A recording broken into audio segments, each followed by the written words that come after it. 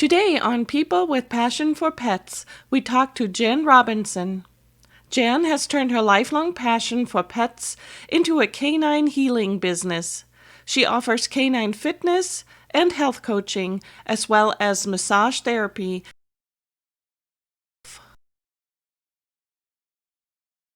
So we have all kinds of questions. I have all kinds of questions because I went, like I said, I went to your website and looked a little bit, and you do so many different things that some of them I've never heard of. Like the one of them was the cold laser therapy. So I'd love to talk about all of those great things that you do. And I got into cold laser because I was showing dogs, and they were charging a lot of money just to cold laser the dogs before they went in the ring. And I noticed that the improvement in the movement was huge, even if they had nothing wrong particularly. But because I come from a PT background, I always look at a dog walk first. I don't really want anybody to tell me anything.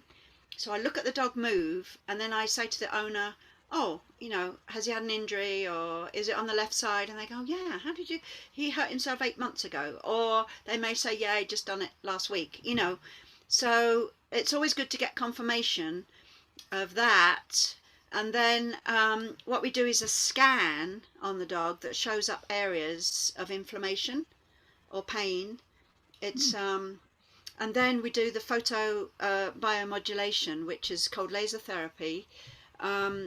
And what they've worked out over the years is that using light in a certain spectrum of light from 440 to 880 in that spectrum, where you can see some of the light and some of the light you can't see. Some of it's violet, some of it's red. And they've figured out certain protocols, which are frequencies that you input to a device, and certain frequencies will heal certain conditions, anything from pain and inflammation to Lyme's disease, for instance, if you're trying to treat that, which is an ongoing issue, especially in this area and California, dogs get that. So whilst I'm not a vet, my training is with a veterinary neurologist and chiropractor, and he was using an activator for adjustments along with cold laser. So that's how I came across the cold laser, and it's phenomenal. Just seconds, 26 seconds, and huge results. Swelling goes down. It's like a miracle. And of course, it's been used in humans, in chiropractic for humans for a long time. So that is so amazing. Because, dogs, of course, oftentimes can't necessarily tell you where it hurts, but because you're able to look at a dog and even see just from the gait if there's something off, what a great service to come to you and have you take a look at a dog. So yes. A lot of people that do dog sports, I'm assuming, come to you. But... Yes, I'm known throughout the whole of the States now because I can. It's not really a diagnosis, it's just what I see. So I back up with what I see by feeling, and also talking to the owner, of course, go through in a little bit of history. But it's quick because the methods that I use, I can work on a dog that might be a little off because he's not jumping correctly, or, jumping far enough, and I'll work on them. And I've had the biggest distance I've had is 9 feet extra. Oh my! Wow. Yeah. Wow. So you get known for that. It's like, oh, go see Jan, So you have you have a big background in different types of dog sports. So you not only know how to treat the dog, but you also understand where these people are coming from and what they're looking for. And that's why I went into canine fitness, because there's certain things that you can modify in the training that will prevent injuries by working with some fitness equipment. That's very cool. So you really have an all-around approach. It's all coming together. Yeah. And then I had a dog that came. He was a Dutch Shepherd, and this dog was just like out of it. He was really aggressive, and they said, we don't know what's wrong. He's got really aggressive. Put him on the table, and they put a muzzle on him. I did a couple of corrections on him, and he like screamed. It didn't really hurt that much, but it was more when you put the body in a different position. It's like, oh, it's like that more than pain. And the next day the dog came to me unmuzzled, and he was like a different dog. Wow. That's the kind That's of thing. amazing. You can get some very extreme results or very subtle results where not much is happening, and you work on the dog, and you get a big result. So, I was always an athlete my entire life, really, doing running and cycling. So when I got dogs at 8 years of age, I started, playing ball with them all those years ago. Of course, now sports have evolved. So I've got a really good Frisbee dog, which is my German Shorthair. And Blitz was also a good all-round dog. He did flyball, Frisbee and dock diving. So, Wow. and it does help you to understand, if you actually do the sport, it does help you to understand, what might be going on in the dog. Yeah. My motivation is to get other people's dogs to jump really well, or to show really well, to move really well. That's my passion. Whereas before it was always my passion to win. And I see it in other people, and it's like, no, it's too much work. But it's really cool because, again, as we said earlier, because of your background and because you have personally done all those things and been in all those sports, you really know what the dogs need, and you have that experience. So that's really neat. So let's talk a little bit more about, so other than the light therapy, you also do massage therapy and other things to help the dogs? What I do is a form of myofascial release. So say if the dog is really tight, in the rear, there's certain massage movements that you can do to release that. But there's only one downside with that it can make the dog sore for a couple of days. So it's best to have it done, before the event.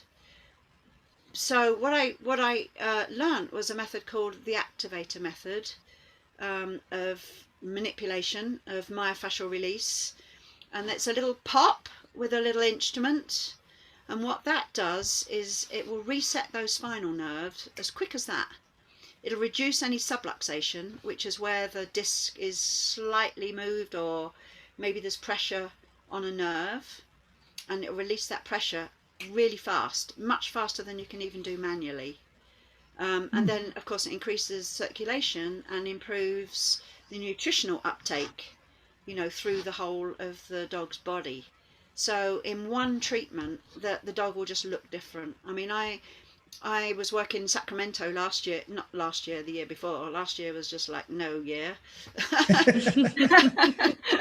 Exactly. And this guy came up to me, and he was from the general public, and I don't usually treat general public dogs, it's normally just competition, but it was at a dock diving event, and this guy came up and he said, oh, I've been watching your work, he said, have a look at this video. And he showed me a video of his spaniel that he showed that was completely lame.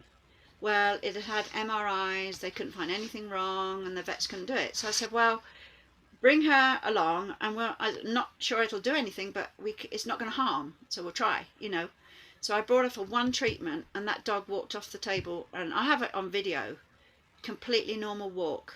It was amazing. So I brought her back 2 more times, and every time I go up to Sacramento now, I have to call them and let them know I'm in the area, so I work on all their show dogs.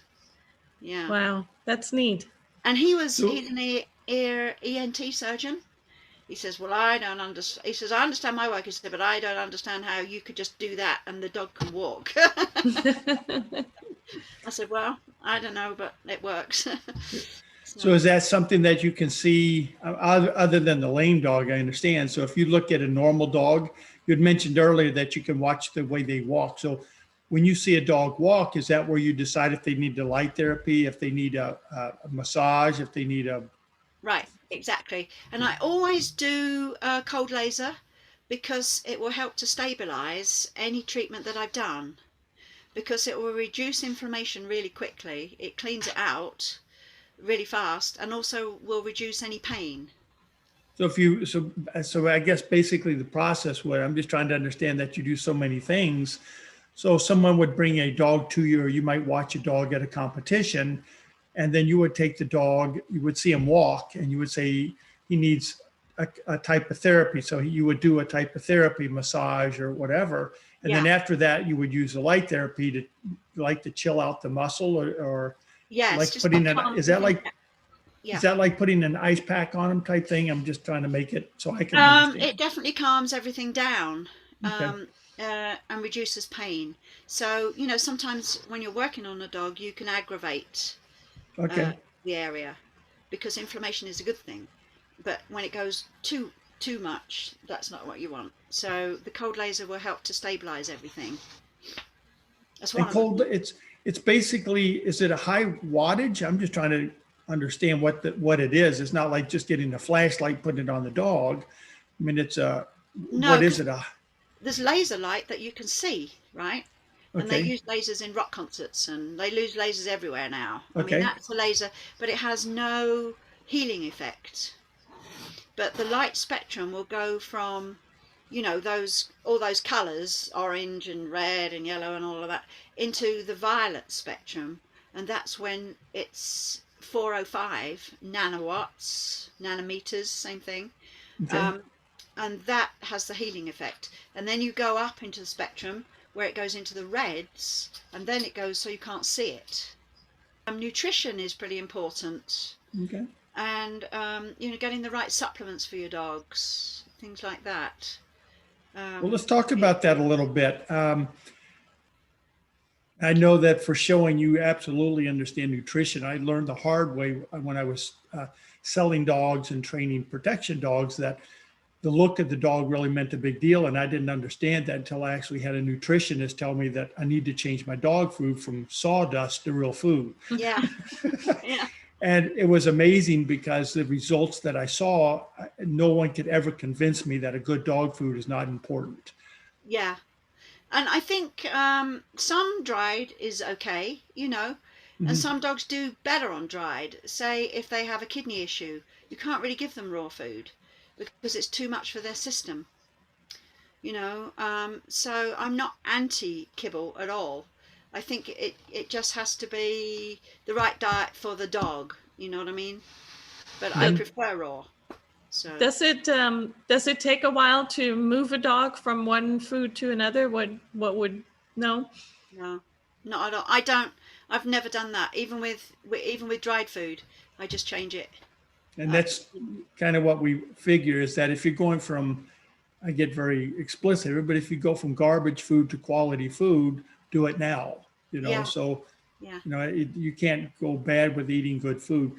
So as far as allergies, we hear, and there's people that have a lot of allergies for their dogs, and they're not sure if it's a meat or a chicken or the grass. I mean, we were up at a particular place, and our dog had allergies to the grass.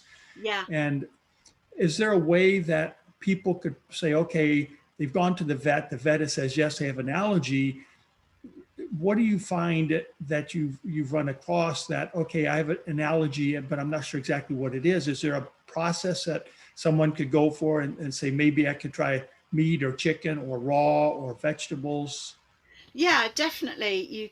You can put them onto a raw diet, and I think from what I've heard and seen, I think 60 to 70% of dogs improve. Okay. Don't quote me on that, but because that may not be factual, but that's what I've seen. There is a process. There's a woman called Dr. Dobbs. I don't know if you've heard of her. Mm-hmm. She has a thing called HemoPet, and in California, she's an amazing woman. You can go to her website, drdodds.com, and her HemoPet website, you can send a sample, and she will run it through a panel, and she'll do allergy testing that way for your dog. A sample, a stool or saliva? Yeah, or sometimes even hair. Okay. Even hair.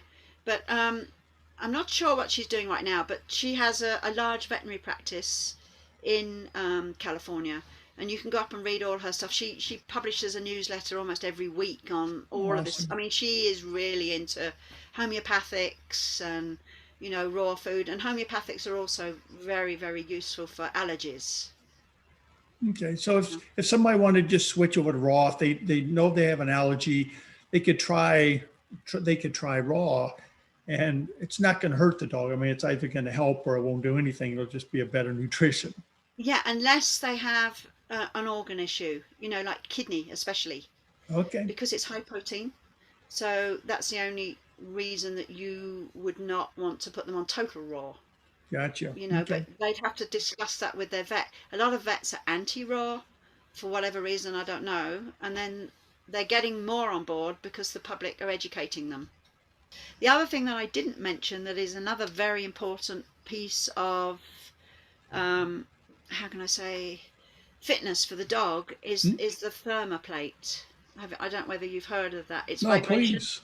Yeah. So if you, for instance, like before I take this dog out for any training, I'll put him on the thermoplate because it's vibration and it will warm all his muscles up. So instead of risking any injuries, you can do that, do a really hard training session and then put them on the thermoplate afterwards to cool them down. It's also really good for shoulder injuries or any kind of injury that they have. Humans as well. Wow. So that I incorporate that in my fitness thing. So when I have dogs, you know, and I set out a course for them to doing fitness training, then, you know, I incorporate the thermoplate as well as cold laser and all of that. So let me ask you about the thermoplate then. Is that kind of like stretching for humans, but it loosens up the muscles for the dog since you can't say go and do your stretches? Is that what that is? Yeah, they just stand on it. It's just Okay. they actually have one at Planet Fitness, but it's not the same as this one. This one was developed in the equine world and then down to dogs and humans. So it's much more vigorous in what it can do, and it has many settings. You know, again for the frequency of the circle of vibration that it's running, because it runs on just a circle that vibrates. You can stand something on it and it doesn't move. It's amazing, and yet you can feel it going right up through your body. You know. Is that a frequency? Again, I'm not understanding what it is. I guess I could look at one, but is it a frequency or physical vibration? Physical vibration at a speed. It's a speed. Okay. Okay, like 60 cycles, 60 hertz, something like that. Exactly. I see what you're saying. Yeah. Okay. You'd have to go to thermoplate.com to look up that.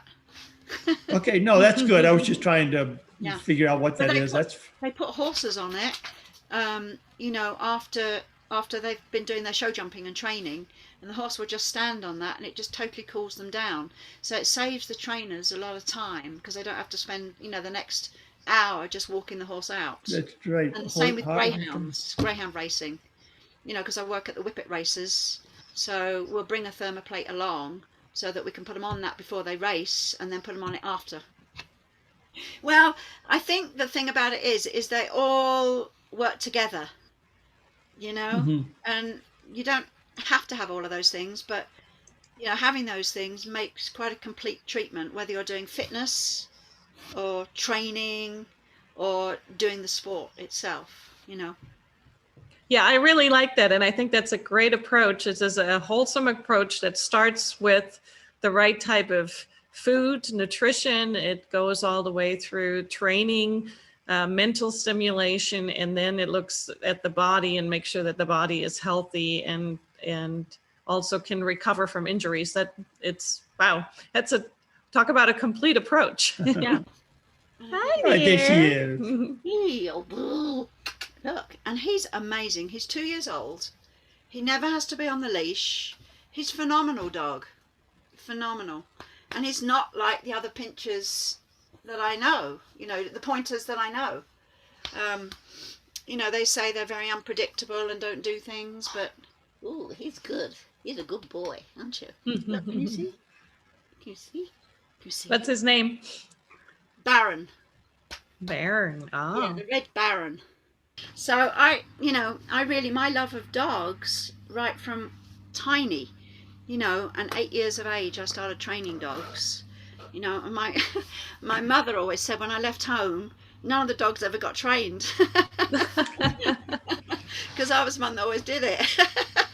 You know, I'd get them to do all kinds of tricks and things. So, yeah. So let's go back to when you got started. I guess you got started at 8. Was there a time that that you professionally said, okay, I'm done with the humans, I'm going to work with animals now? No, that was, I mean, I've always done sports really with dogs, like dog training and dog showing dogs. I showed poodles, like my hair. Awesome. Yeah, it's completely natural. I thought as I ate, great, but no. So anyway, I used to show poodles and did really well in England, and then I was a groomer. I was working in an office, and one day I thought, that's it, I'm done. And I walked along and I saw this, they called them beauty parlours for dogs in those days. And they said, oh, groomer needed. I thought, oh, I wonder what that's about. And I walked in and got the job and started grooming. So then I started working for some of the top kennels, you know, poodle kennels in England, in the UK. And they're still going today, actually. They specialise in black toy poodles. And so I learned kennel management. I learned all those things, even though, you know, I didn't stay in that area. I just showed, you know, dogs. So I've showed poodles and German pinschers. They're the two breeds I've showed. Yeah. Yeah, we saw some of your pictures. They're beautiful. Yeah, absolutely. Yeah, we have a special place in our heart because, you know, as we were telling you, our first dog that we got together when we got married was a German pinscher. And her name was Blitz as well. So she was a red Dobie. Was it German pinscher or a Doberman?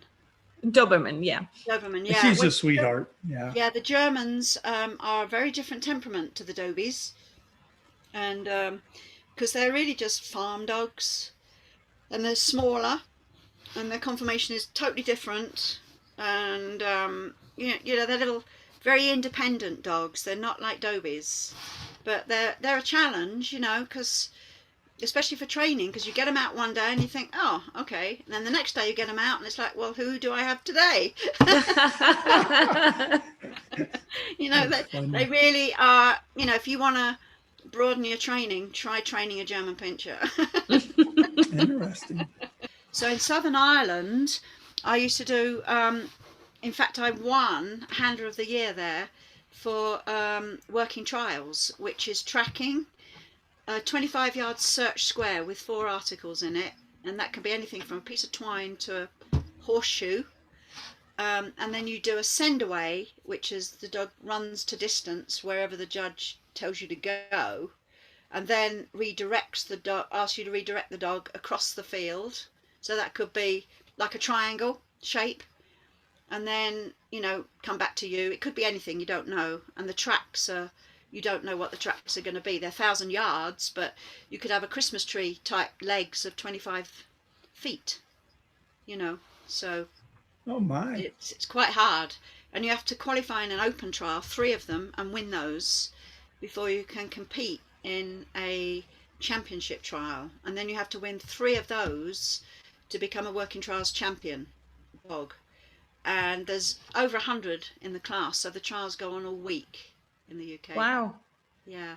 That's a lot. Yeah. So in that, there's 3 sections to it: the nosework section, the agility section, and the obedience section. And they have to get 80% of marks in each one to even qualify, you know. Yeah. Wow, that's really demanding.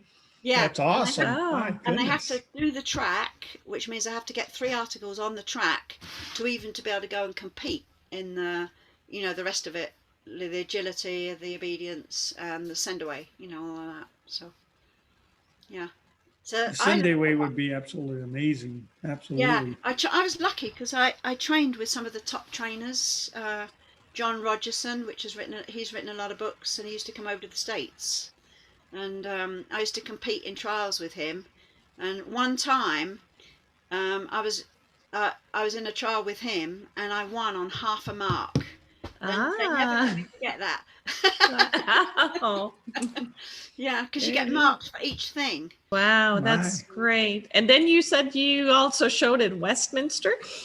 Yes, I showed one time, didn't win, and then the next year a handler took him and he won. Wow. And he was also #1 breed and all breed for 2 years in a row, which was amazing, really. Yeah, That's very cool. about showing, because when they win their breed, they then go into the breed ring, and then when they're placed 1, 2, 3, 4, they score points, and those points go towards what's called all breed.